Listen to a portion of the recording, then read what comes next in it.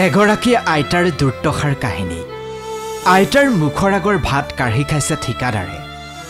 আইতাক চৰকাৰে দিছিল প্ৰধানমন্ত্ৰী আৱাস যোজনাৰ এটা ঘৰ।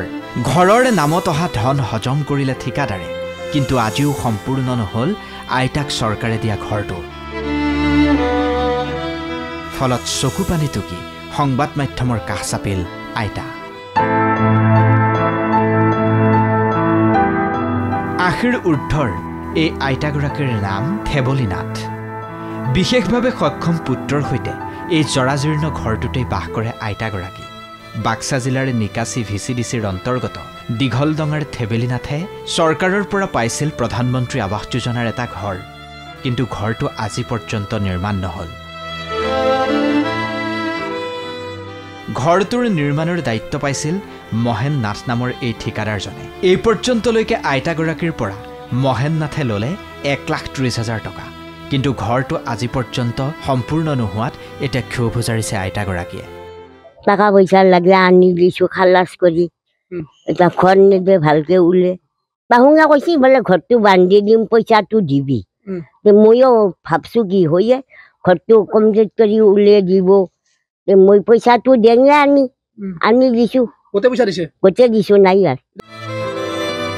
আইতাগৰাকীক চাওকচোন, এনেকুৱা এগৰাকী অকলশৰীয়া আইতাক কোনোবাই বাৰু ঠগিব পাৰেনে?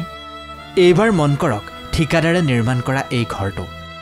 নিম্নমানৰ সামগ্ৰী ব্যৱহাৰ কৰাৰ অভিযোগ উঠিছে এই ঘৰটোত। এই ঘৰটোত যে লগাই থোৱা কাঠবোৰ দেখিছে, এয়া আইতাৰ নিজৰ। আইতাৰ ঘৰৰ বাৰীৰ গছ ফালি ঠিকাদাৰ মহেন নাথে লগাইছে কাঠ। কাঠটো মোৰ, গাছ মোৰ নিজে 4ডাল গাছ কাটছি।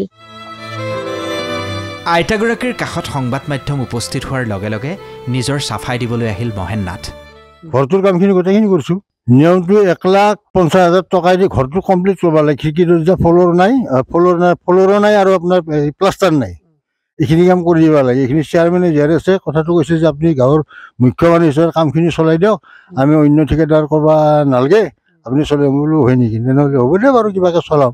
সেইবুলি মই কামটো চলাই দিছোঁ।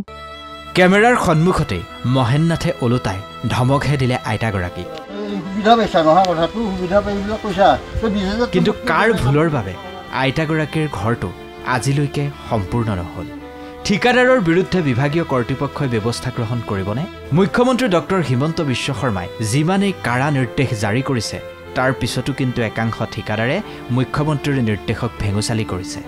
আইতাগৰাকীয়ে ন্যায় পোৱাটো বিচাৰিছে সকলোৱে।